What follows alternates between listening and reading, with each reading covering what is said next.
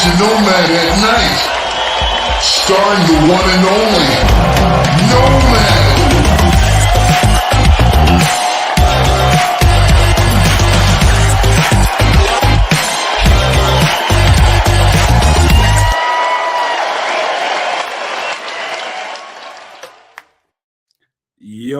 Yo, No Maniacs, what's good? Welcome to Nomad at Night. I'm your host, Nomad.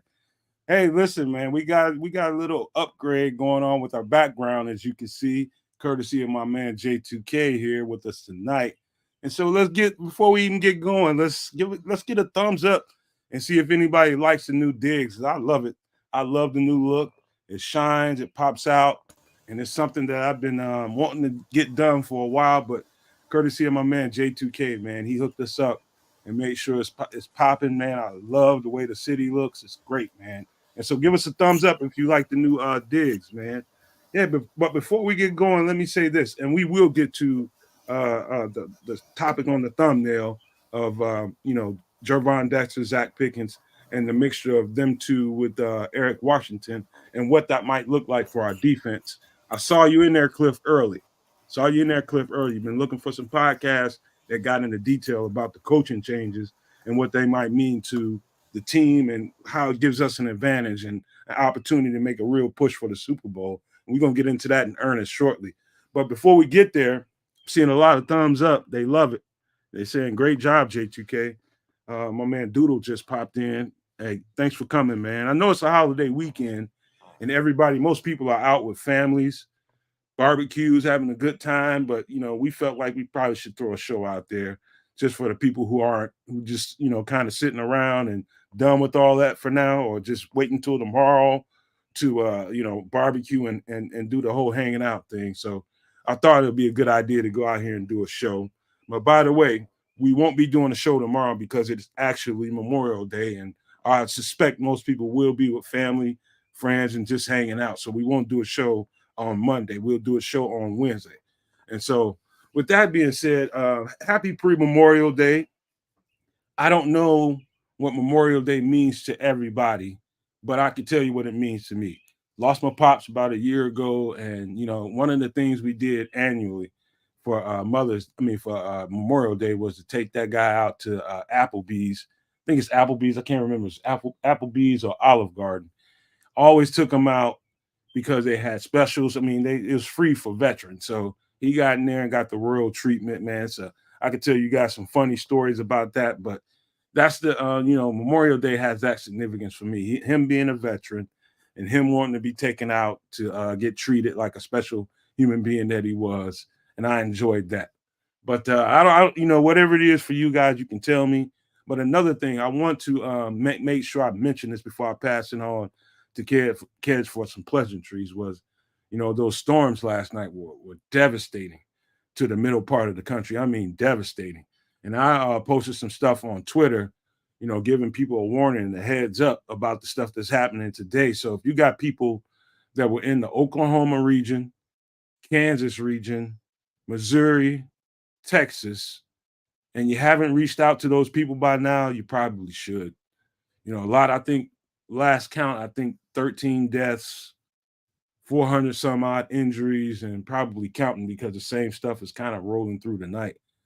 So check on those folks. And man, it's rough, man. The weather change is significant right now. I just wanted to put that out there.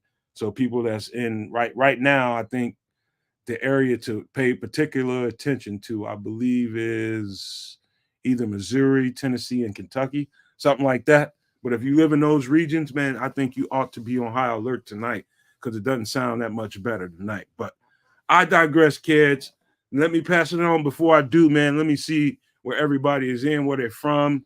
Check in, man. Let me see some cities and states, man, so we can give you some shout outs. Yeah. Let's do a little roll call love out there, No Maniacs. Where are you from? Where you're at? Throw that in the chat. We'll start things out like that. Happy Sundays to y'all. Happy Memorial Day. Blessings to those who are in the service and have served for whatever country you have served for.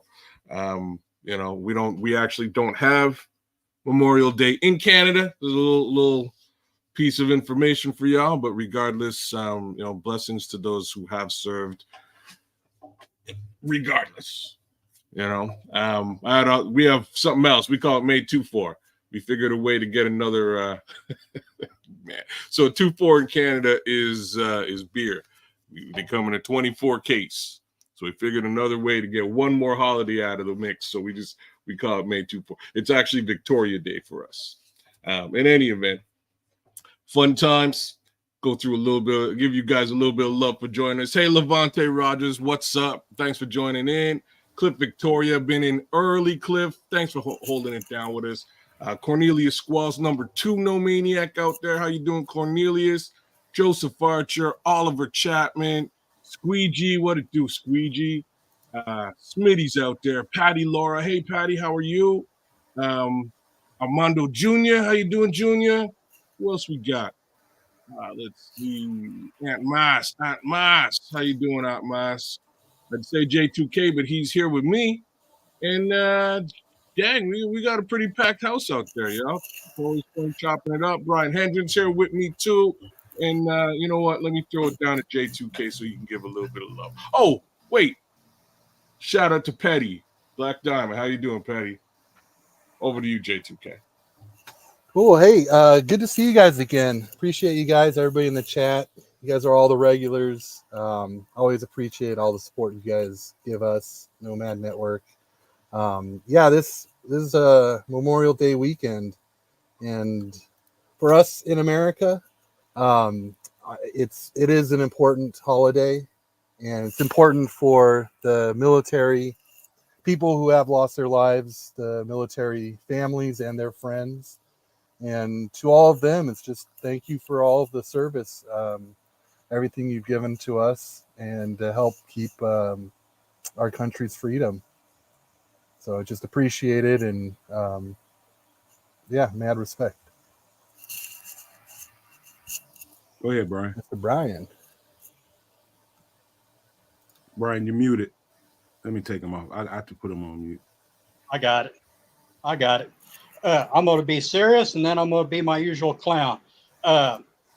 Memorial Day, God bless the people that have defended their life for our freedom so that we can have podcasts and, live a blessed life. And the folks that have served, God bless you as well. Thank God that you're still here and can take advantage of this. Now, for the joking part, my main reason of being here is I live alone. Anybody that's got any extra food, my mailbox is P.O. Box 0I812. Please send whatever leftovers. And since Keith isn't here, he normally says east side, west side, south side.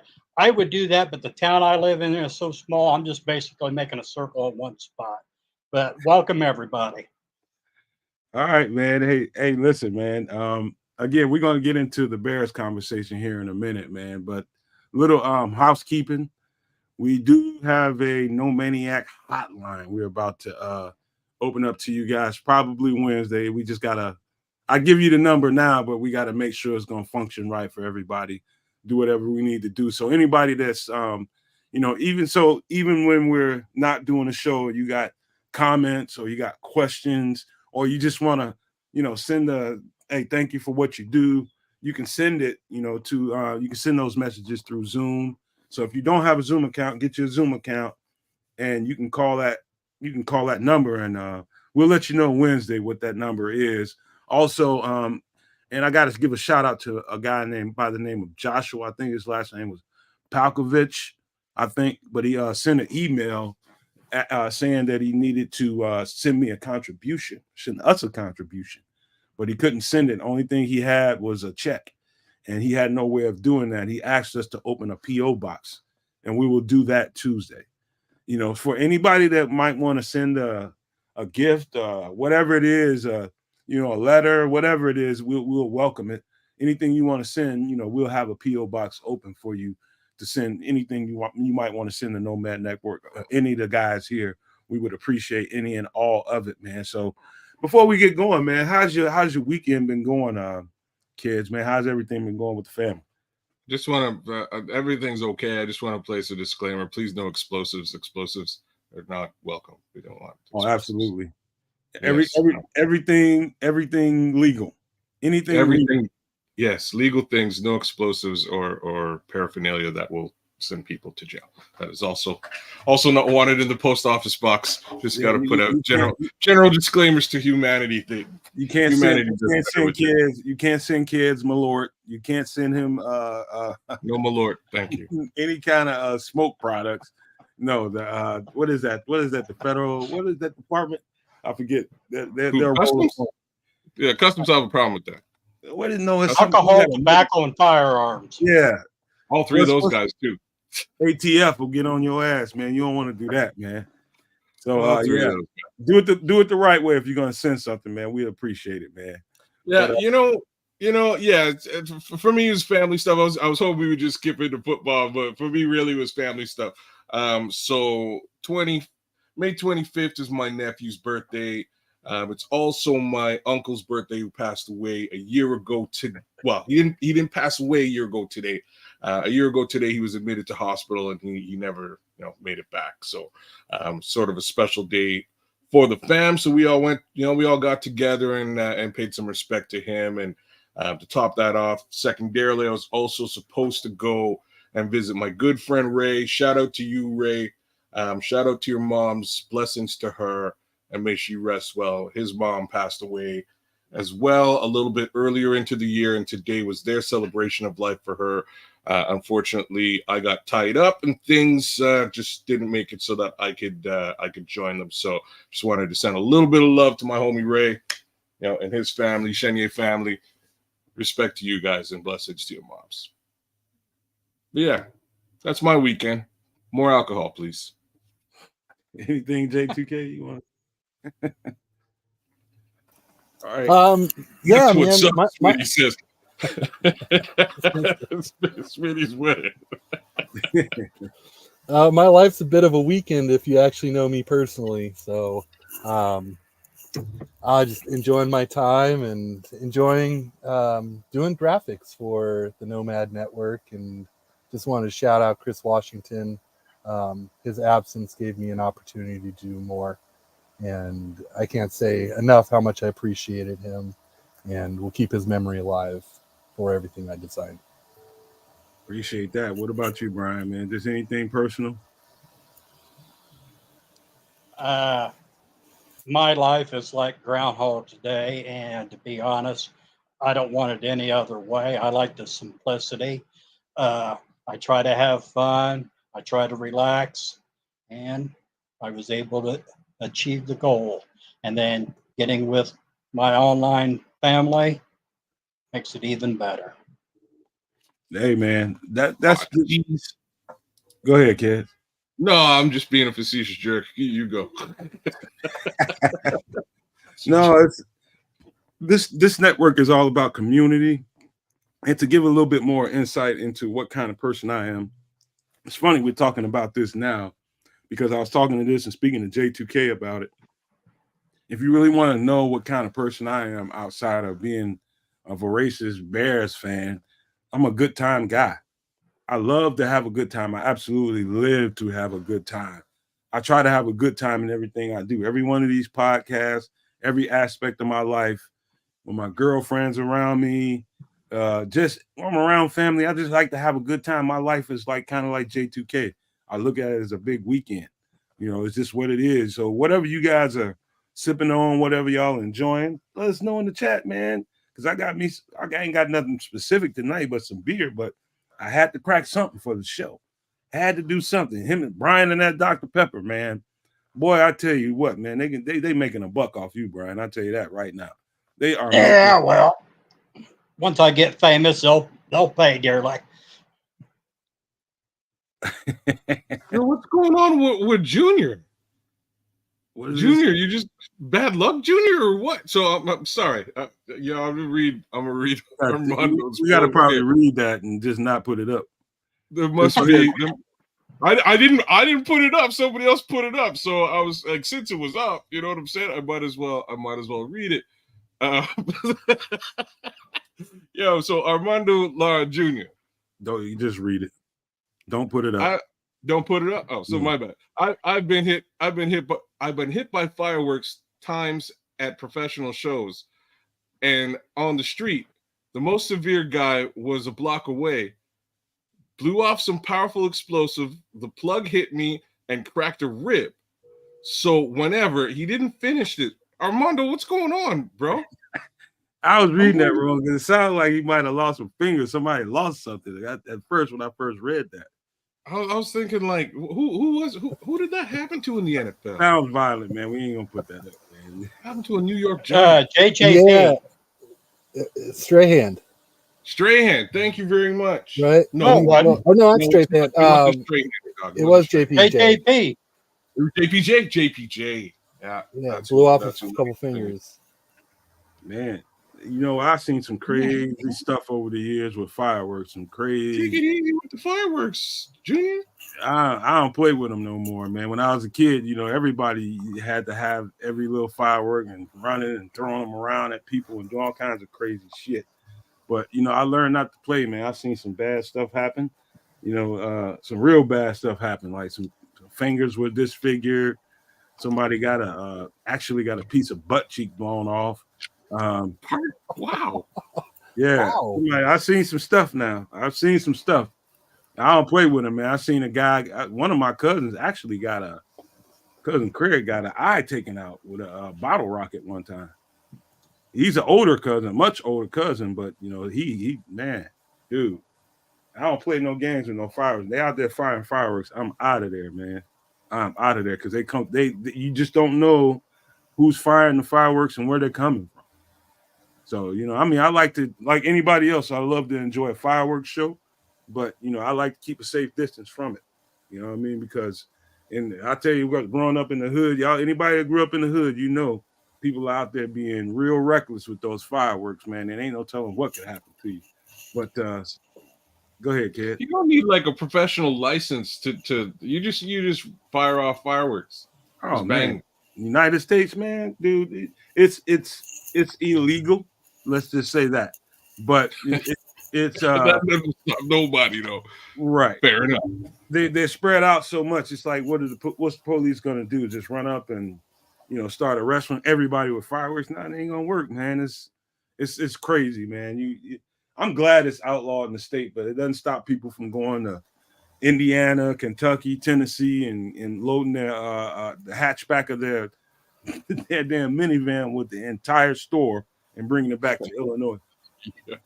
I will just say fireworks and rednecks is not a good combination. Oh, hell no. They go hand in hand? You ain't lying. I found that out in Georgia, man. Stump. Man, them dudes are nuts down there with them fire. It's like they take a whole nother level to the crazy down there in the country with those rednecks, man. They just get ridiculous. Man, y'all going crazy in the chat. People just blow this. Anyways, see, I like to watch a fireworks show, much like Nomad was saying, but there's certain things that I have. I like my fingers. We'll keep it as simple as that. My fingers are useful. I use them for a lot of stuff. You may want to put a if pause somebody in else there, wants Ed. to blow off their fingers, they have at it. Go for it. Fireworks got to get lit by somebody. As long as my fingers are intact, I'm with it. Here's a quick question before we get into the football talk. I'm always interested in what I know. People are barbecuing, so you don't have to. I know everybody's got ribs, everybody's got burgers, hot dogs, and all that kind of stuff going on. But what's your tradition with your family over there in Canada or your Jamaican heritage kids? That one side that everybody has to have that is at every barbecue. Don't give me the regular stuff like the potato salad and beans. Everybody knows all that stuff. We're not that fussy with that stuff. Especially me, because it's like steak or bust. If it's hamburgers and hot dogs, fine.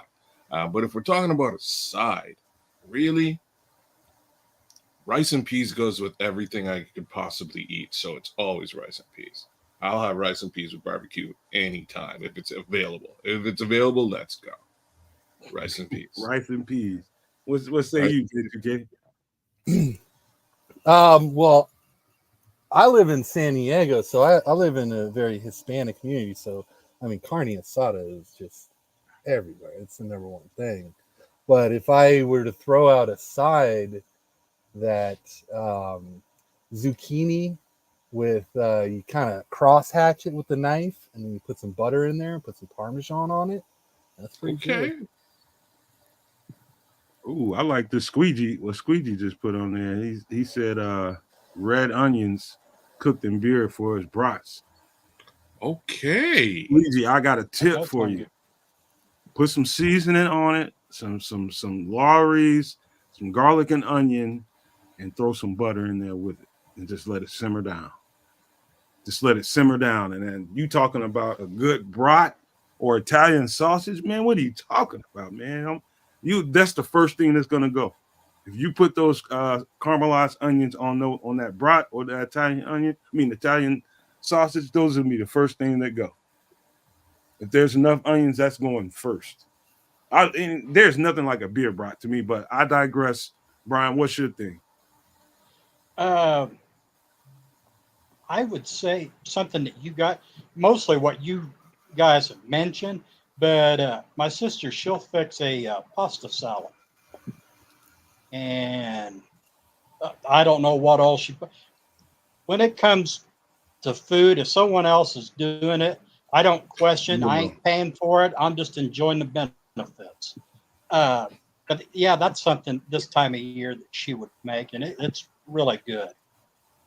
So 2 things to say. I'm right there with you. I'm not a big pasta salad guy, but my wife would kill for it. She loves it. She makes it all the time. Really good. Well, But my guy, Cliff Victoria, I think Cliff Victoria stole the show. Corn on the cob. I really should have went with corn on the cob if I can do a do-over. That's the OG. oh yeah, You're talking about this right here? Huh? Yeah. So, corn I on don't need the tarragon and all that. I just salt, pepper, butter, corn. I'm in. I'm coming over. I'll tell you what, I get leaned on for my family every holiday. Anytime somebody wants ribs or rib tips, they tend to, hey, can you do this? It's something about the way I marinate the rib tips. That's every holiday. Luckily, they knew I was busy, didn't nobody bug me, and I'm thankful. I'm thankful because when I got to do that, I had a large family, and I got to do a whole bunch of them. And everybody knows, anybody that eats rib tips, they know those things come in cases. And I got to do like 4 cases of them.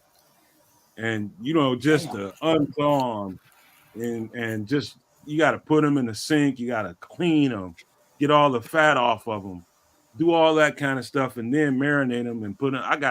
I like a huge tote that I marinate all those rib tips in. I just dump them all in there, put the marinade on them, and let them sit for like 3 or 4 days. And when it's done, they are amazing. But here's the little side dish that everybody gets at me about. Usually, whenever there's a get together, I make these red potatoes with a whole bunch of onions in it, mushrooms, and I go buy some skirt steak, cook up some skirt steak in it, and I just let that stuff come together with some butter and some seasoning, and I put it in big, huge pans, and man, that stuff gets gone. When I'm telling you, something about those red potatoes, the skins on them, and that skirt steak is cooked well. Yeah, I marinate that too, and then I cook it. Man, I'm telling you, they gotta have it every time we have a get together, man. But yeah, that's this. I'm over. I'm kind of glad I'm not at a get together right now because I'd be probably full, drunk, and sleep, and we wouldn't be doing a podcast right now because that's what's really going on if I'm out at a party, man. But I prefer to be here, keep my weight under control, keep my body looking good, and not have to work my ass off for a week trying to get rid of all that food that I ate. But Yeah, go ahead, right kid. there. That's on that. The fatter I get, the more of me there is the love. That's it, Ryan. That's it. That's what she said. Again, Cliff Victoria. I'll have to test it out with tarragon. It sounds spectacular. Scottish Bear chimed in with the haggis. Any y'all ever eat haggis?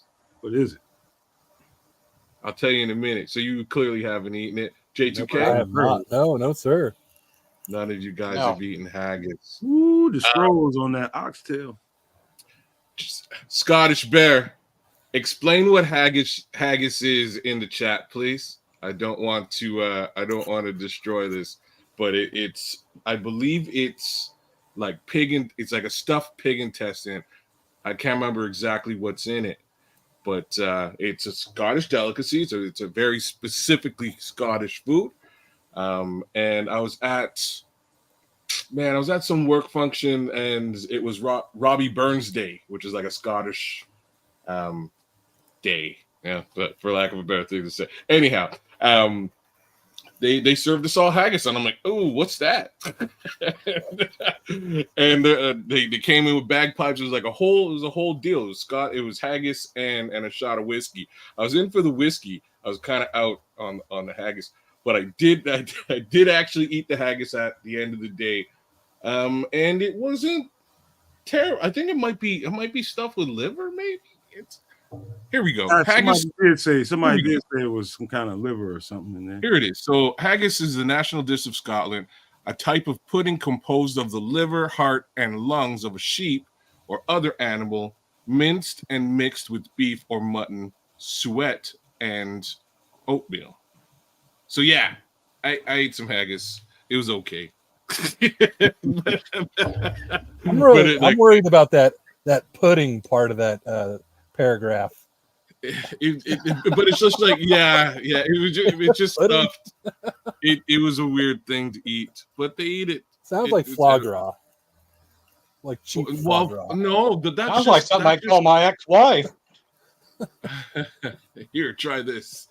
I've had foie gras as well. It's just like not cooked. It's okay. That's actually really good. I just don't like liver, period, man. There's something about the texture to it that tastes like dirt. I've tried it. You know, my pops tried to get me to try it different ways. Only thing I can eat that has is liverwurst on a cracker. That's about as far as I can get with it, man. Liverwurst on a cracker is not bad. It's not bad. You got some good liverwurst, a good delicatessen that makes some good liverwurst on a nice Ritz cracker or a saltine. It's not that bad, man. But just eating liver, oh no, man. I used to get. I was going to ask, does it depend on the cracker? See, he couldn't resist that, could you? He couldn't resist. It ain't on no damn graham cracker. I promise you that. Well done, Brian. Well done. But yeah. Me. My favorite thing by far, besides a steak and a burger, is a brat, man. I love a beer brat. And some onions. I don't even need onions on it. Just get it fresh off the grill where you just burning your mouth up. As soon as it comes off the grill, I gotta have it with just some mustard and ketchup. Oh my God, man. Just gotta have them. Even if I'm at a ballpark somewhere watching a game, if there's some good brats there, gotta have them, man. No matter where I go, man. I thought ketchup was blasphemy out there. No, on hot dogs, man. Oh, well, hot dogs and Polish. Hot dogs and Polish. Polish is a brat as a hot dog. Oh, sack of meat. People really do eat ketchup on hot dogs around here. They just try to act. They get silly when they go to a hot dog stand and it's a thing. And you know, people, what are you doing eating hot? What are you doing eating ketchup? That type of thing. But people come and they people put what the hell they want. Like, dude, I'm weird enough to tell you the truth. I like mayo and cheese on mine with a little ketchup. Oh, okay. You know, I'm not talking about like when I go and get a Chicago dog dressed up with all the fixings. I'm talking about at home when I'm by myself and I just need something to eat because I just got through sweating 5 gallons. Witnesses. Yeah, 5 gallons in the yard doing yard work, and you just need something really quick, and you ain't got time for all that shit. And you just need to throw a couple of hot dogs in a pot, get some bread, and that's how I make mine at home, man. I throw some cheese on it, a little mayo, and a little ketchup, and I'm good to go. As a matter of fact, Miracle Whip for all those Hellman's people out there and all that kind of stuff. I got some of that in there for sandwiches and stuff, but on my hot dogs, Miracle Whip, buddy. Period.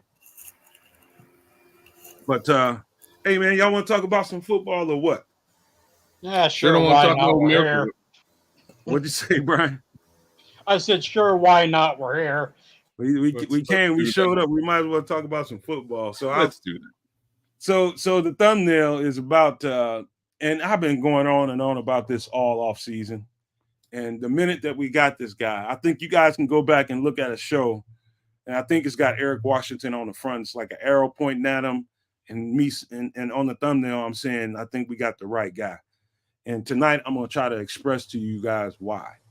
And I think if you guys remember that show we just did a day or two ago, when I was telling you guys to go check out the video of those guys coming off the line, somebody took a OTA camp video and showed some defensive line drills. It was particularly the edge rushers. You could see the emphasis Eric Washington is putting on, coming off that line really fast, really hard. And, I think that's going to pay dividends because if you do that, and so one of the things he was saying in the press conference after the OTAs was what he teaches and tries to get into the heads of these young guys, these rookies, second-year guys that he's dealing with, is not to think. If you're thinking, you're not reacting fast. If you're thinking, you're not getting off the ball fast. If you're thinking, it's just, I can relate to it because being a freshman in college with all that information you get overloaded with, and they do that on purpose, kids. They overload you with information to see when you take it out to the field, how you're going to react to it. How much retention do you have? And is it going to show up in the way you perform when they ask you to do the task? And so when I look back at Gervon Dexter, Zacch Pickens in their first, let's just say 5 to 6 games, I can see exactly that. They got overwhelmed with information. The whole rookie experience is a whirlwind altogether. But then when you put too much information in a young guy's head, and all he wants to do, he's eager to not let you down. And so he's thinking about making sure he takes care of his assignment. But when you're thinking, you're not really playing football. There's a certain aspect to you're gonna always be thinking, but that can't be pertinent in your mind as the player's getting ready to proceed. You got to be ready to play fast, play violent, and it can't be apparent when you go back to the film and you look at that film. It's like look, Gervon's a little bit. You could tell he's got stuff going on in his head. Look at Zacch. You could tell he's got stuff going on in his head. When you're fast and you're violent about it, it usually makes up for your shortcomings. And so I think that's what Eric Washington brings to the table. Other than the next part of it is the variation to his defensive fronts and how he plans on using the back seven behind those guys to capitalize off the way that front four plays. If you know the 4-3 like I know the 4-3, if you're interested in wanting to know the 4-3, you listen to Rod Marinelli, and he kind of described it, I think, in an interview with 670 a year ago, when explaining to everybody that 4-3 is really the engine to it is those guys up front. Everything that happens after those guys up front is meant to be a benefit. And so you got a bunch of cloud coverage zones going on behind that front four, and it's designed to react to the front four's aggressive play. And so if they're getting off the ball real hard, real fast, and disrupting, moving the line of scrimmage back, disrupting the timing for the quarterback, getting in the backfield, making it difficult for the running back to get ground, that means the guys in the back of the back seven, all they have to do is react and see the play. See where the ball is headed and make a play. Because the front four pretty much did all the hard work for them. And so that's the conversation I want to have about Gervon Dexter and Zacch Pickens. They'll be coming into this season knowing exactly what to do now and not really thinking a whole lot about what they need to be doing. And so I do expect them to make a significant turn this year from the hands of Eric Washington, wiping their minds of all the stuff that they've been taught and just telling them to play fast, play hard. and everything else will fall in place. But I'll pass it on to you, kids. I think similar things. Eric Washington, as an addition to all this, should really help.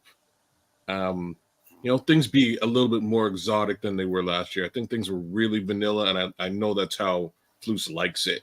But I think Eric Washington's influence is going to allow us to do a little bit of, funky, be a little bit nimble on that offense, or that defensive line. Pardon me. With Pickens, and like Pickens is the one guy that worries me a little bit.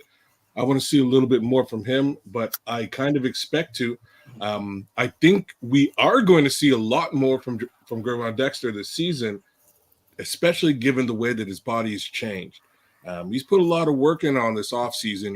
He's a lot leaner, likely a fair amount stronger, and I want to see what that, what the effect of that looks like on the field in a full season with Montez Sweat on the other side.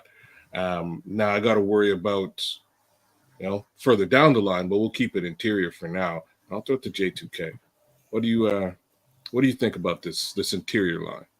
Interior line? Well, I'd like to see Pickens take a step up.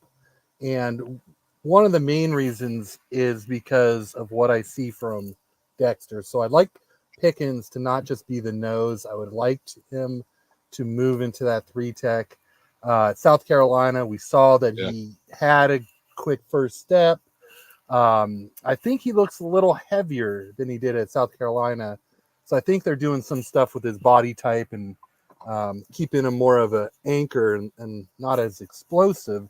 So I would like to see that step up. It's Dexter. Dexter, I mean, we talk interior defensive line. Well, Dexter, he is going to be an edge guy as well as an interior guy.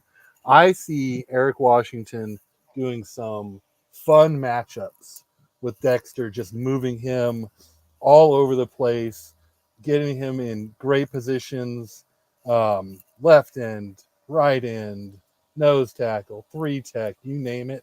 They're going to have some fun with that guy. Go ahead, Brian. Oh, thanks for leaving me a little bit of gristle. I will say with Smith, he seemed to defensive coordinator or defensive line coach. He seems to be really good at stopping the run, and I think this is where Washington will shine because he's more of attacking the quarterback. Get sacks and all like that. If we remember last year with Dexter, he had that delayed get off. And so, he's had a year to refine that. And I think with Washington, he's just going to improve leaps and bounds. Like both kids and J2K, I want to see Pickens pick it up significantly. Also, don't forget, I'm drawing a blank on his name, Edmonds. Edmonds and Washington, they have a little bit of history with Buffalo. I mean, I know Edmonds is a linebacker, but it's a familiar face. And he could kind of be Edmonds, that is, could be kind of a bit of a liaison, so to speak. And I think, because he had kind of a slow start. Now, that may have been, injury-wise, being new to the players, what have you. I think Washington will utilize him to his full potential because he's had years to work with him. I hope that what Flus said about he wants to be a CEO, I think he's got a top-notch offensive coordinator in Waldron that he can let him call the plays. I know Flus wants to call defense, but I hope that he bends the crap out of Washington's ear to get advice. What would you do in this type of situation? Where's our strong points? Where's our weak points? Get all that information, because I think that's where Washington will shine. Here's what Sharon Collins. I had this comment start. He said, and Sharon, I don't know if you subscribe to the channel or if you're new to the network, man, but welcome to the family. Please hit the subscribe button for us. Hit the like while you guys are at it. Please stop what you're doing right now. If you haven't, hit the like button. That really helps us in the algorithm. But Saran, if you haven't, please hit the subscribe button, because I think you are absolutely right. I do think they played, but I think they played Zacch Pickens out of position, but I think I know why. I think they're trying to get a line that's position versatile. So if you give him his rookie year of pretty much nothing, for the most part, 80% one tech, and then you plan on expanding his role, right, for this year. Because I think what's coming down the line, I'm just guessing. Thank you, Saran. Thank you. What I'm thinking coming down the line is I think that we got another big body coming. I think we got another big body coming, so that when Pickens comes in the game, he isn't the second option behind Andrew Billings. In my opinion, if it's me, I'm definitely in the market for another big one tech kids. And I think that's going to allow Zacch Pickens, because somebody needs to spell Dexter at 3 tech. And so that next part of the rotation, unless guys, What about Billing? unless they plan on playing 2 3 techs in the base front. So that would be Pickens, Dexter. This would be actually 3 3 techs. Actually, Pickens, Dexter, Andrew Billings, and DeMarcus Walker. That front. Now, see, if they want to play it like that, then it's cool. But to me, I think the second wave of that lineup is still missing another big. We just don't have another big, that 320, 325-pound guy to back up that one tech. And so to me, I think there's another player to be had, at least one, and that is another one tech. So I just wanted to see what you guys think about that. But you don't think Randolph or that Kumar, or however you pronounce his name? See. Randolph isn't that big right now, but that could be one of the guys they have in mind. But I would have to imagine they have to be in the market for a veteran one. I don't know, but if it's me, I like Randolph, and I like the big guy. I think his name is Rashawn Mallory from Arizona State. I like those 2 guys they brought in. But I think eventually, we'll find out in the preseason what they can bring to the table, and if there's a need for another big one tech. But I think they do. I can't argue with you, but I'm not sure. I'm just not sure if they're gonna go and do that. I don't know. I like Randolph. I like these 2. These 2 UDFAs that came in. I think they give those 2 guys a shot before they really make a determination as to whether they're going to dip into the free agency market and grab a guy.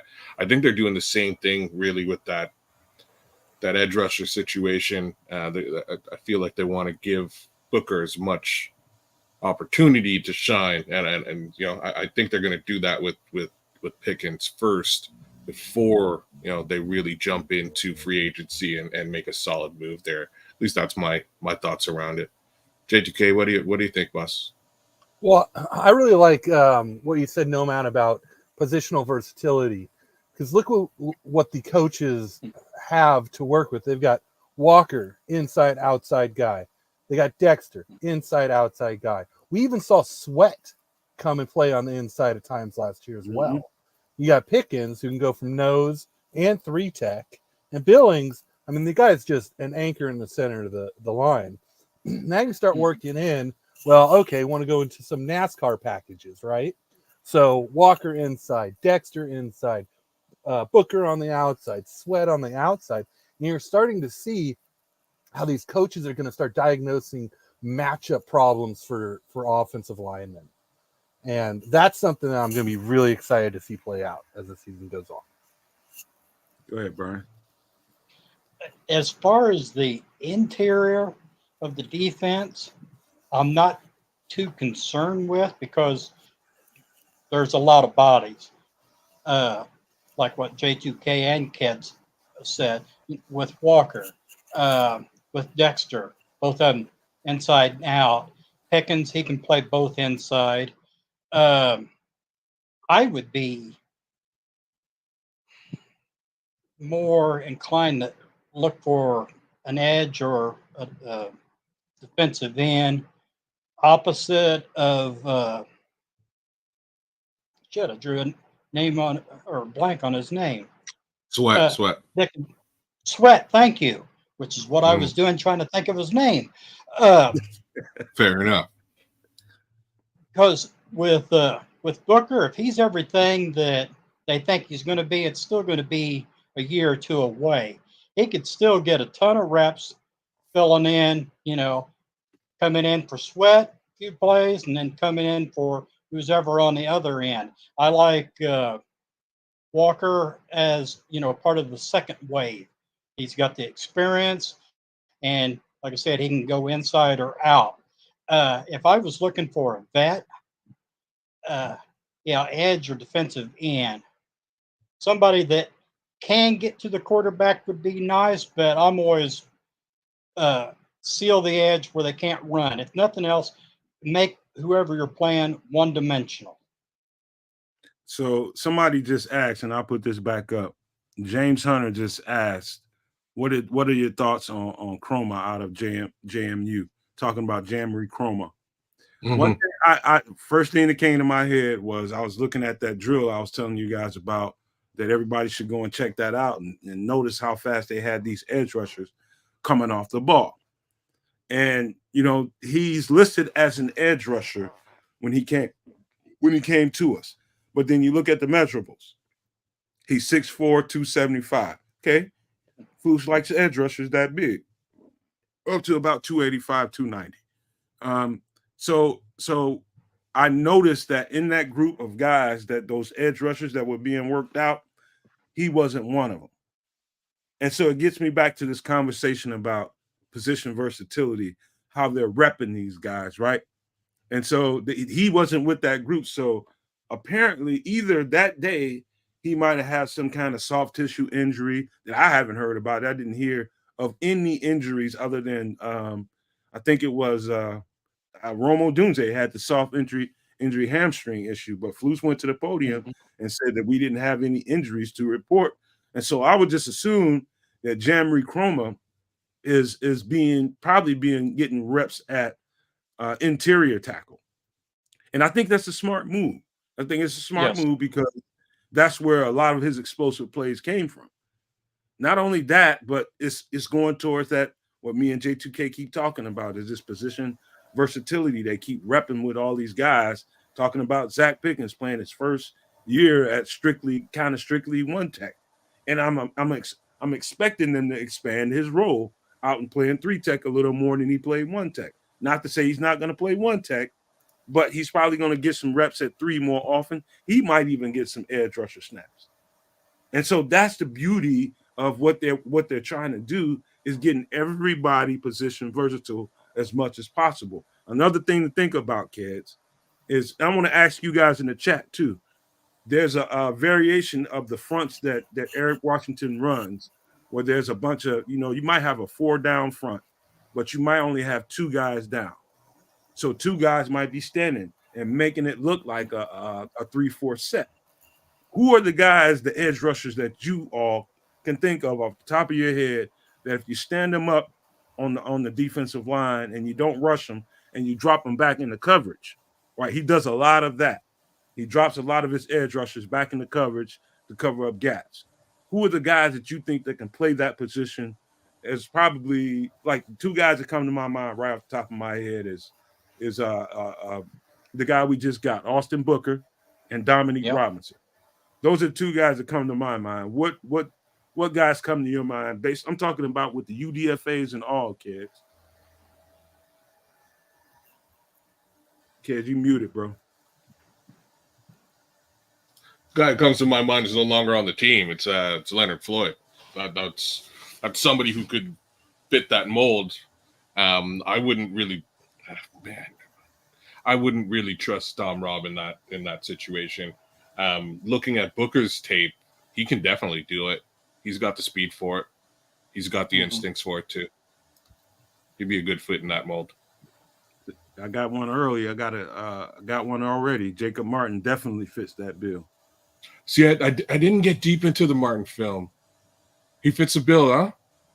Oh yeah, Jacob Martin, definitely. Yeah, he's definitely, if you want to play a variation front and you want to have those kind of guys that can be position versatile, drop back and do some coverage, Jacob Martin definitely has a foot speed and quickness to help with that. The chat's throwing out Noah Sewell as well, which isn't crazy. Definitely Noah Sewell. Hell yeah. Yeah. Well, I got a name for you guys. The Carl Jones Jr. from UCLA. Yeah. There you go. 3-4 outside linebacker type. He played in coverage, super explosive, flies to the ball. I mean, he's 230, so the question is, can he play edge and containment? But if Washington brings in some creative packages, this guy, he might make some noise. Cliff just asked a very interesting question. Cliff Victoria just asked, is dropping defensive ends back in coverage a good idea? I'll tell you where it hurts you is when you end up dropping the wrong defensive end back in the coverage. Who was that last? Right. That was Jones. Defensive tackles. Well said. Right. Yeah. Defensive tackles with Jones in coverage. And he's like, I don't play coverage. Why were they doing that? Right. It's like, it's a great concept, Cliff. It's a great concept because if you get too predictable, which is what a lot of what Flus went wrong, man. He went church Flus and got very conservative, and you can see what's coming from a mile away. And when you get predictable like that, it starts to show up on film. And what he was trying to do was try to fool the defense and drop guys that have no business being in freaking zone coverage, that can't cover. Guys that have no business being back there. And so when you don't have, he tried to be exotic in the season and it goes back to bite him in the butt. Exotic is only good on the chalkboard or on a grease board if you don't have the pieces. Exotic is one thing, idiotic is another. It's idiotic when you don't have the pieces. And he did not have the pieces. We imported him this year, though. Sorry. Go ahead, man. Sweat and Booker at different levels, college and NFL, but both of those guys have a ton of experience dropping back into coverage.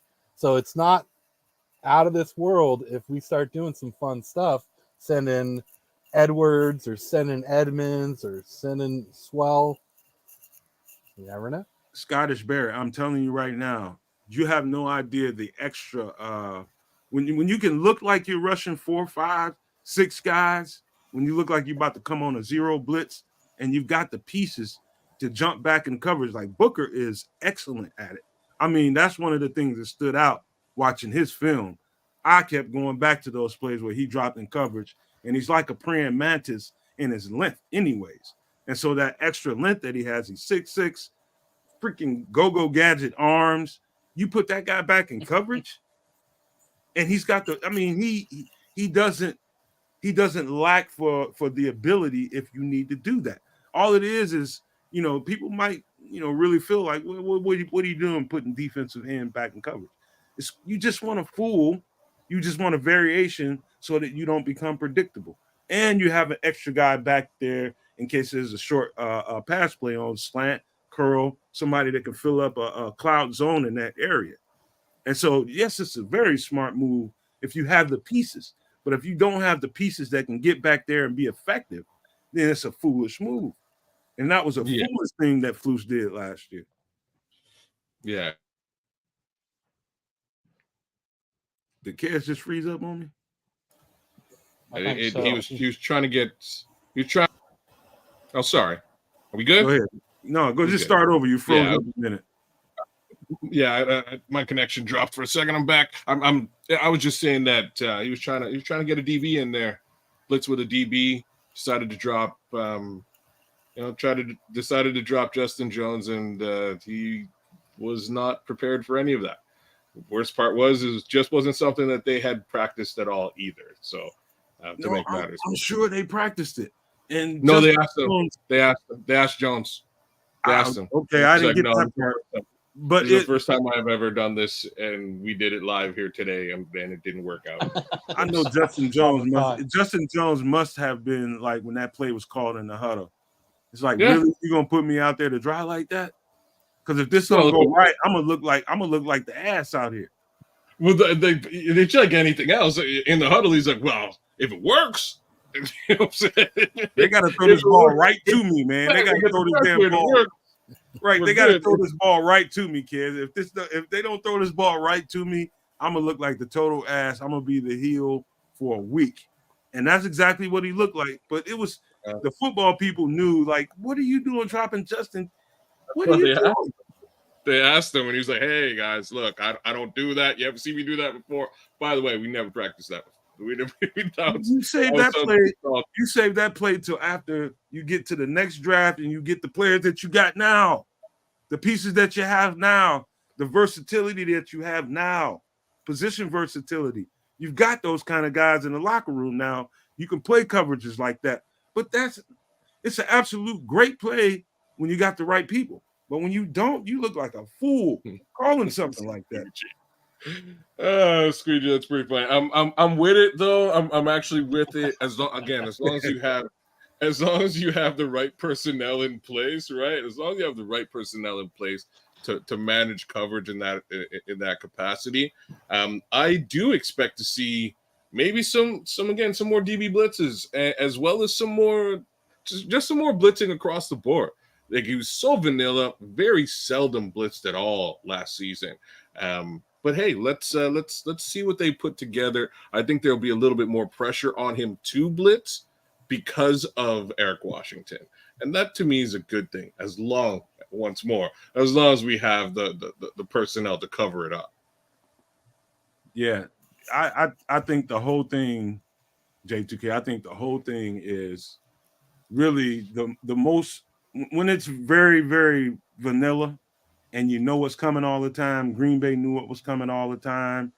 Most teams knew what was coming all the time and knew how to attack it. If you have a savvy enough quarterback and is able to find holes in zones, and you don't have the pass rush that you need in order to help with that, man, it looks so bad. It almost looks like the 4-3 defense, the cover 2 lovey coverage that everybody loves. It looks like an antiquated defense. But if you have the pieces and you can get multiple in your variations on how do you apply that defense, which they have the pieces right now, people. That's why we're getting excited about talking about this. They finally have the pieces in the locker room and in the building so that they can do some of those exotic plays we're talking about. They've got the pieces and they've got the guys that can drop back and do some of those things. But, you know, that's the front four. What we're going to be talking about now, we're going to move on to J2K. You saw an interesting video today that you might have wanted to talk about. I'll let you lead with that. Before we do that, there, J2K, yes. Let's hit up a little bit of Brandon for the show.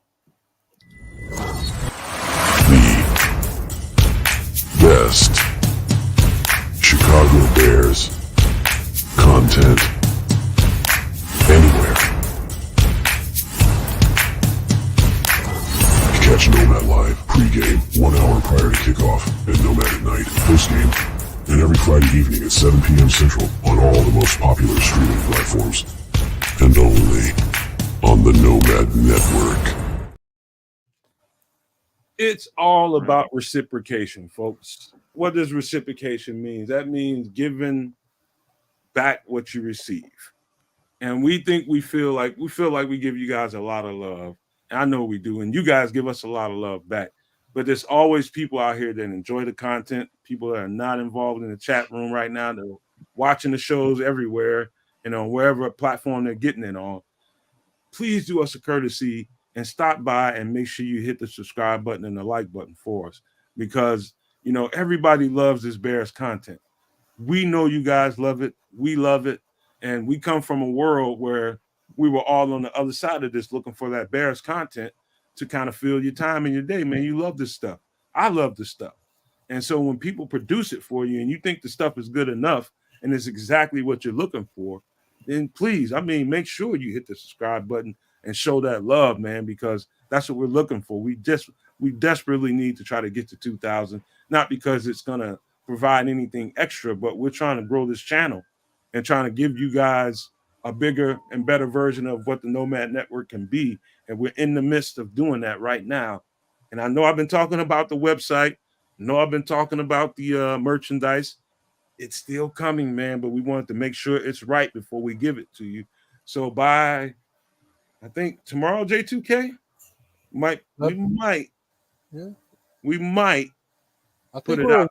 away, but we might have the website up this week, and then we just want to check the quality of the apparel before we start sending it out. Make sure it's good to go.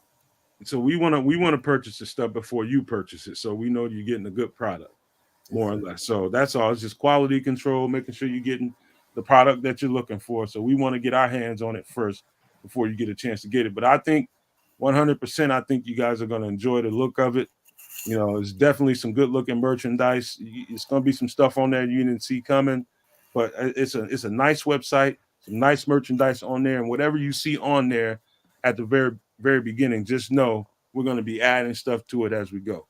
Different themes, different products, different stuff, and whatever you see on there at the beginning, just know you got to keep your eye on this website on a regular basis because we'll be adding new merchandise all the time. So you got that coming. So all that being said is to get you guys subscribed. And I believe there's membership available if you guys want it. There's different tiers of membership. Pick and choose what's comfortable for you. You know, you want to help us grow, we can use the money because everything costs money. You know, it costs money to keep the lights on around here. Daddy got to pay the bills. So we need super chats. We need donations. We need everything. We need memberships. We need every last bit of it to grow this thing into what you need it to be so that we're not putting out and not receiving it back and being able to pour back into the business. So everything that you can do would help, man. So with that being said, man, let's kick it into the next gear because J2K had a conversation I thought was interesting. We had offline about an interview he's seen with Tyreek Stevenson. You want to go with that? Actually, I'm gonna switch gears on you, Nomad, really quick. So I wanted to actually bridge this. Cliff made a great point that we're talking in the chat, and Byard and Brisker. Yeah. So I want to go in this direction. So we've talked about defensive tackles, moving inside, moving outside. We've talked about edge rushers possibly playing in coverage. We're talking about all sorts of variations to this defense that Eric Washington can bring. And another one of these great variations that we have next year is Byard and Brisker playing at safety. Last year with Bojack, center of the field, you know he's going to be either center of the field closed or open. He's playing over the top. Brisker's going to play in the box. But now we've got Byard, who can do just as many things as Brisker can do. He can play in the box, play single high, play in coverage, both of them. And what this creates is a defense that now it's not going to be as obvious what you're looking at if we're in a base cover 2 at the snap of the ball. Who's coming? Who's going? Where are those zones? Where are those man coverages coming from? And it's just a great variation to what I think we're going to see next year with Eric Washington's defense. Is this isn't your grandpa's Lovie Smith cover 2 anymore. This is going to be different, and it's going to be a hybrid, and you're not going to know what's coming. And for a defense that was top 5, top 10, that can potentially be this confusing quarterback, we're only going to get better. Hey, you know what, J2K? I think to sum that up, what you said was exactly right. You know, we are notorious. This coach is notorious for being predictable. And you know what an offense feeds off of, especially quarterbacks, coaches, offensive coordinators, are coaching that quarterback up to look for indicators.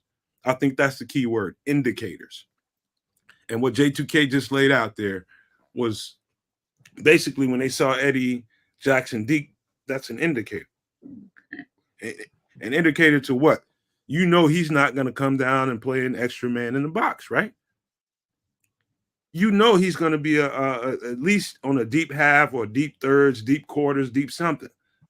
And he's not going to be a part of the play that they probably designed to take advantage of the field from zero to from the line of scrimmage to about 15 yards out. And so in that little space right there from 0 to 15, Eddie Jackson's probably about 20 yards away from the play at least. And so they know they can take advantage. There's 10 people in that box. And, you know, some of them are going to get run out of the box by receivers. So you got one extra player that you know you don't need to even worry about. And so what he's saying is, knowing that Jaquan Brisker and Byard can go back there and play deep, but they can also at the snap of the ball zoom up and play the box. That's what he's describing, kind of. Am I right, J2K?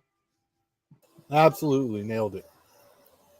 So that's it. You know, it's about indicators, and being unpredictable is a defensive coordinator's best friend. But you cannot be unpredictable if you don't have the pieces to be unpredictable. Imagine a defense that's got 2 down linemen, your nose and your 3. You've got 4 guys who are standing up. You don't know who's coming. And then you've got 2 safeties that you don't know who's playing the box or playing single high or playing over the top. I mean, imagine the confusion that creates. And that's not something we had last year. We had a top 5, top 10 defense last year. It's guys are going to be buzzing all over the place. They're going to be in spots that you aren't accustomed to seeing a certain type of player in. Like talking about the defensive ends at times, having linebackers play edge rusher roles. That's the kind of multiple and variant that you want your defense to play like. You don't want that.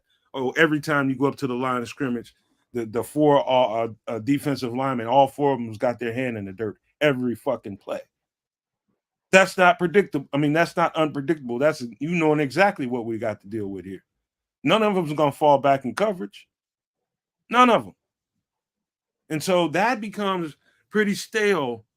The team, as a player, I get to thinking about it, what it would be like for me personally. It's like, damn, are we going to try anything different? We going to try anything? Is I going to try to trick these guys a little bit because this shit we doing ain't working? And so the pieces that we have now, I think everybody should get excited about this. Damn it, I know everybody's excited about Caleb and Rome. I know it. I'm excited about them. But I'm telling you guys right now, the most exciting thing in the world is what this defense is capable of. With this new defensive coordinator, the pieces that we have, some of these UDFAs that we brought in can actually bump a veteran or 2 out of his spot. It's a couple, 2, 3 of them, just along the defensive line. We ain't talking about linebackers and secondary. We're just talking about that area right there. There is some exciting shit about to happen in this training camp. Very, very, very exciting. And I just can't wait, kids. It's just like the training camp, like in particular, that game, that Hall of Fame game, dude, everybody's gonna be wanting to see Caleb Williams and Romo Dunze and the new pieces that we added. I'll be like, hurry up and get them the fuck off the field so I can look at these guys that we brought in here, that these guys are going to be pushing for roster spots. That's the shit I'm looking for. They're just trying not to get Caleb and Rome and those guys hurt. These other guys, they out here playing like they mama's rent is on the line. We might get kicked out on the street and be in a tent city if I don't get this job. Those are the guys I want to watch. But go ahead, kids. Yeah,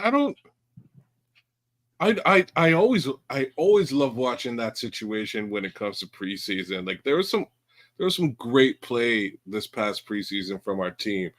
And like now that you got me thinking back to it, a lot of those guys didn't make the team at all. I went back and think, you know what I mean? Like there's a couple of guys who were just, I'm trying to remember some of them names, but Terrell Lewis is probably one. There's one. Little dude, Gibson as well played really well during that period of time, but they were done with him, so he's off and gone. But there was another bigger name. Oh man, defense or offense? Definitely on the defense, like smack in the middle of the field. Like thinking either safety or it wasn't safety. What position was he? There was one kid in preseason last year was all over the field tackling, and he just didn't want to make the squad. But Baskerville made this. Wait, maybe it was Baskerville.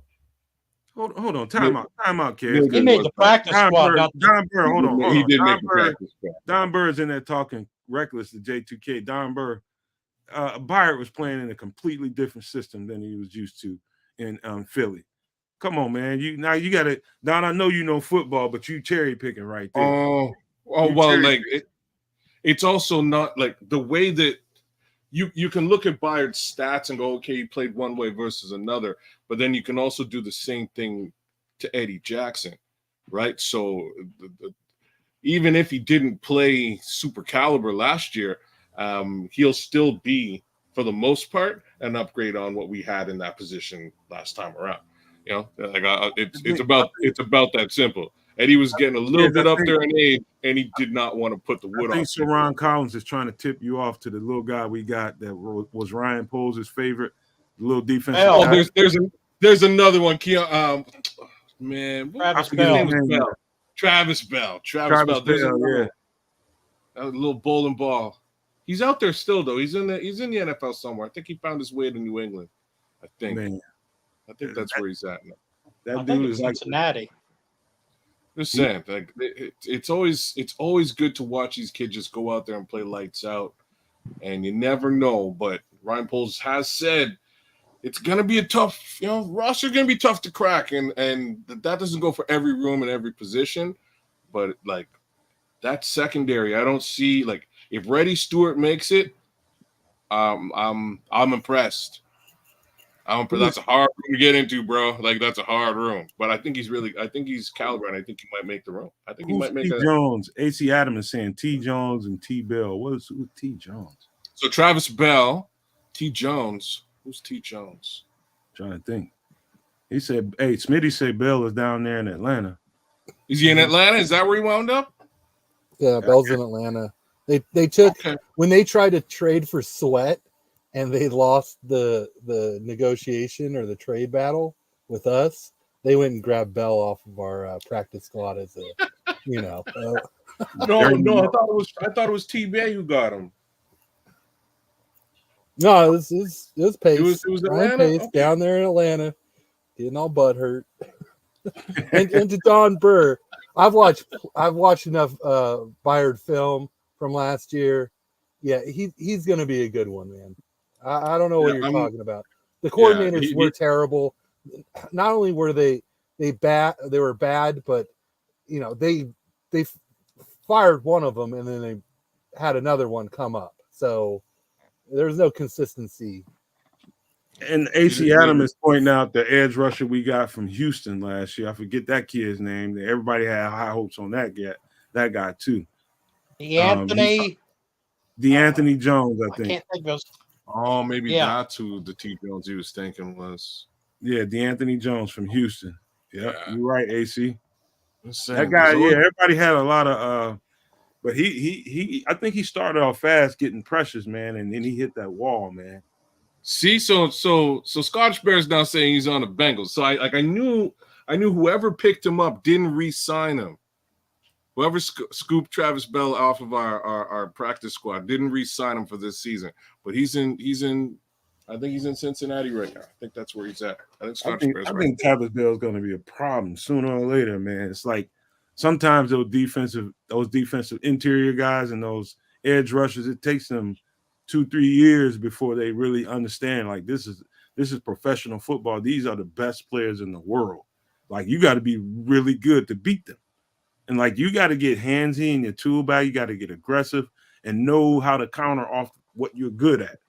And I think that's the hardest part. If I could imagine for all those interior guys, the edge rushers and the D tackles, it's being good at something and learning a quick counter for it. And really, it's like muscle memory, man. It's really something you have to practice, man. And talking about that, I wanted to make sure we touched that Tyreek Stevenson story, J2K. So there was a really good interview with Tyreek Stevenson on the Flow Factory, and it's FLO Factory. Most of it is talking about college and personal life, but they do get into some Bears talk, and he's talking about being a rookie, and he said for 3 practices he wasn't running to the ball, and he got benched. He got benched for 4 practices, and he went to the coaches. He's like, "Why aren't you guys giving me reps?" He says, "You don't run to the ball. We told you once, and we're not telling you again." And I thought that was really telling, just because I mean, they are not putting up with anything. Like the hits principle is real. Coaches are backing that up. If you don't run to that ball, you're not playing. Period. And let me tell you something, man. And this I had to learn, over time playing football.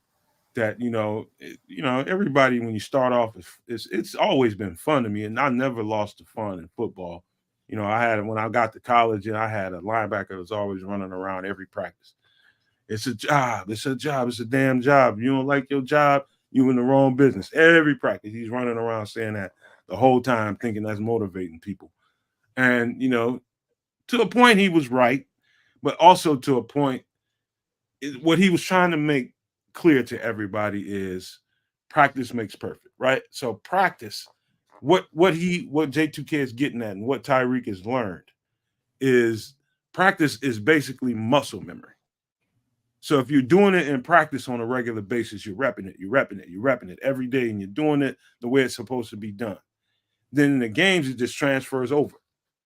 And you're not even thinking about it. That muscle memory takes over, and it transfers right over into the game.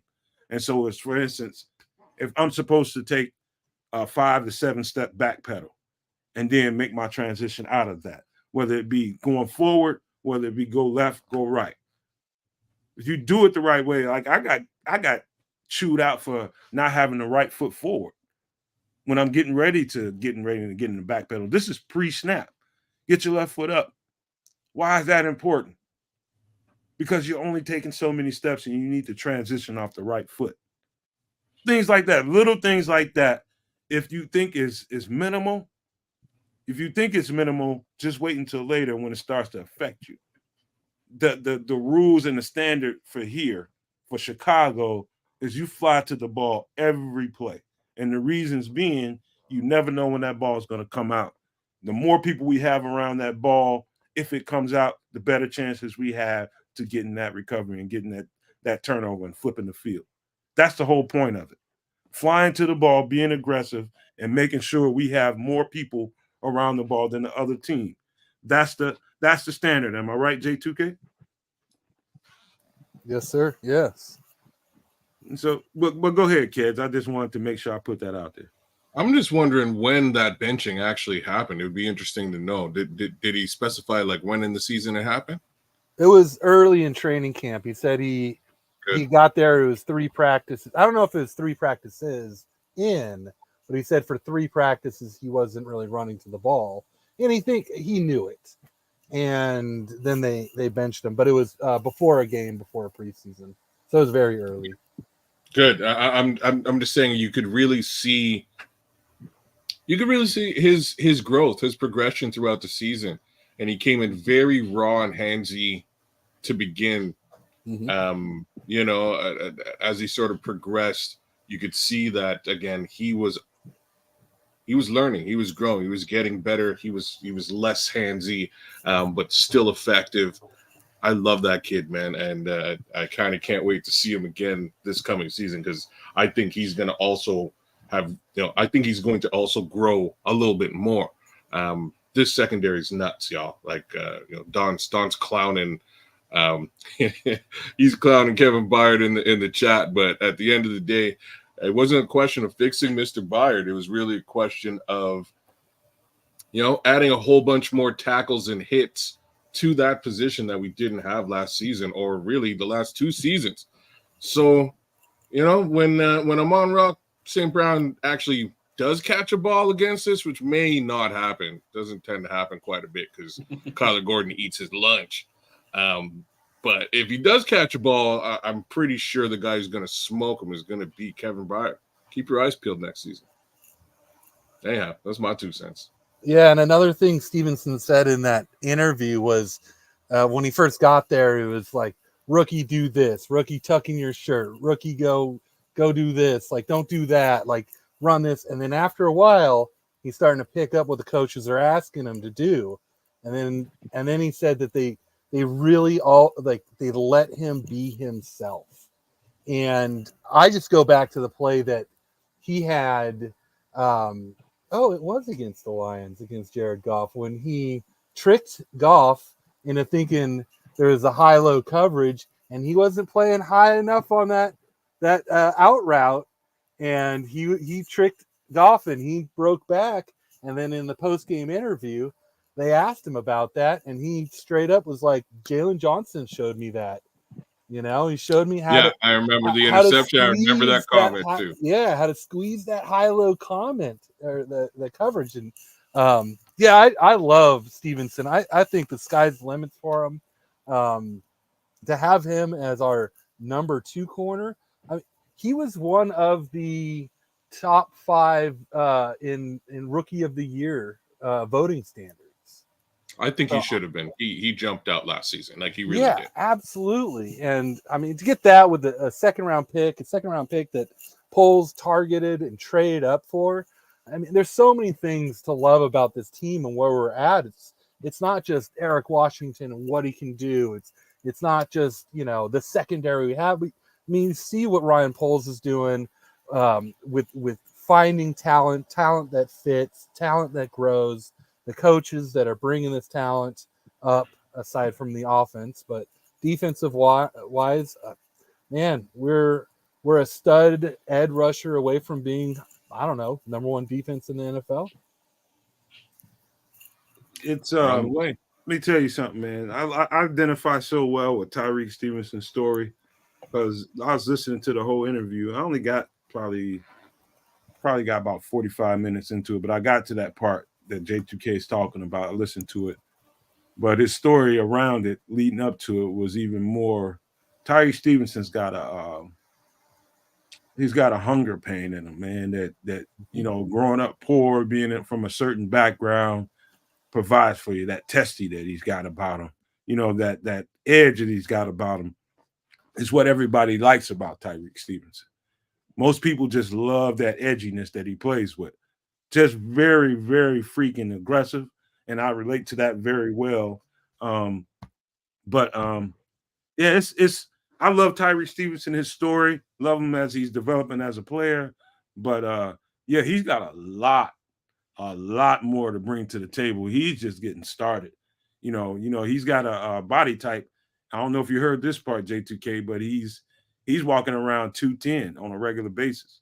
Mm-hmm. What I mean? Tyreek Stevenson's a big boy. Yes. And, this is his walk-around weight. So everybody's talking about could he play safety? He's got the body type. Do they want to play him at safety is another question. Oh, the value's at corner, in my opinion. He's too good of a corner. I mean, maybe Terrell Smith, just because that guy's got – that guy's got a chest, man. He's big. But with Byard and Brisker, I like having Terrell Smith as that's technically a third outside cornerback because Gordon's the slot. If we get an injury mid-game, I'm not as worried about it. Yeah, the versatility we have in some of those players that we have on this roster, I mean, I think we're going to reap the benefits of it, having Flus here and having Eric Washington and those different eyes on what these guys are capable of. And, it won't look quite like it's been looking the last couple of years. That I'm pretty comfortable in saying. Even though I'm not in that building, I've not been to one practice and can't tell you a whole lot, but you can look at tendencies. Look at Flus's style. You can look at Eric Washington's style, and you can transfer those thoughts and tendencies to how they're going to use both styles to benefit this team overall. And I'm telling you, I'm not even going to say this, man, because it kind of puts Flus on the hot seat, but if something were to happen to Flus, we're not in bad hands. I'll just tell you that and leave it there. But, we didn't come to this show to do a 2-3 hour show. It's a holiday weekend, and I know everybody wants to enjoy. I want to go get some more beer and just chill out and watch some stupid Netflix and eat some ribs my girlfriend's going to bring home. And so before we get out of here, man, let's give some shout outs to the chat and people y'all care about, man, before we get ready to get out of here.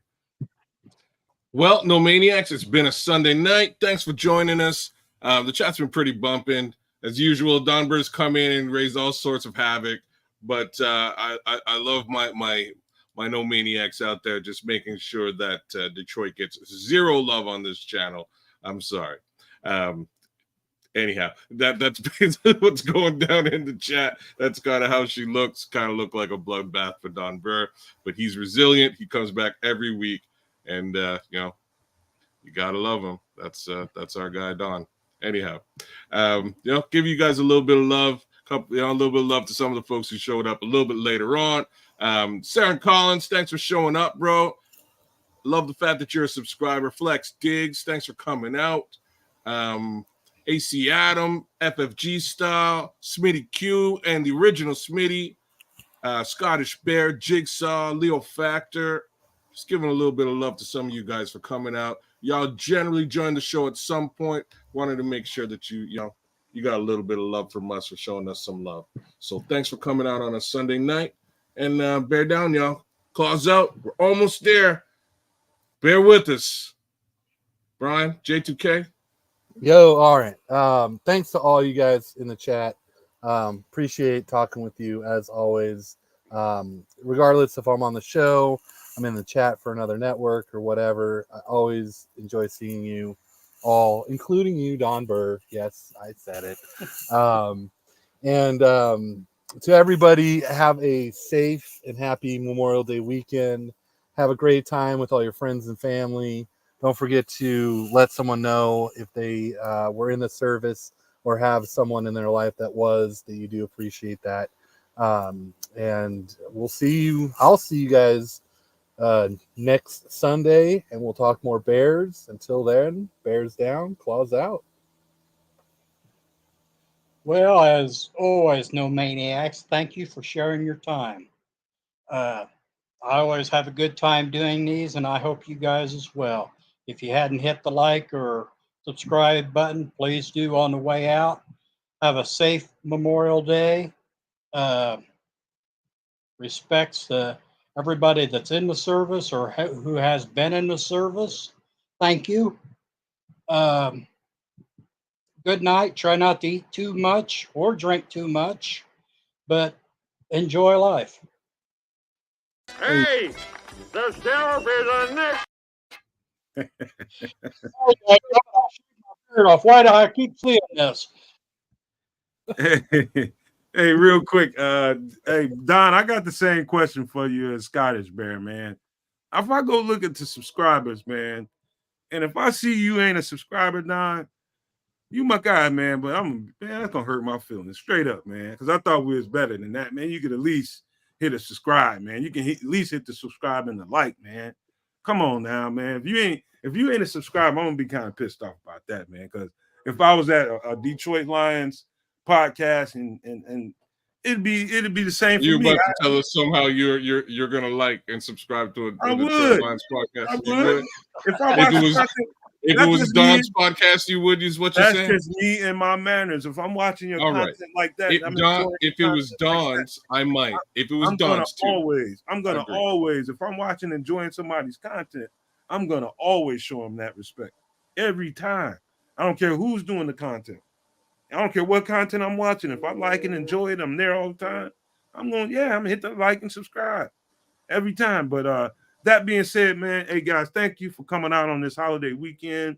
I know it was, everybody's doing all kinds of stuff right now, but you came here and you showed up for us, man, showing us how much you love the community we create and the content we put out there, man. So appreciate you guys for being here. But as I'm talking, I'm getting ready to get the outro together. Let me see. Where's my Nomad at Night outro?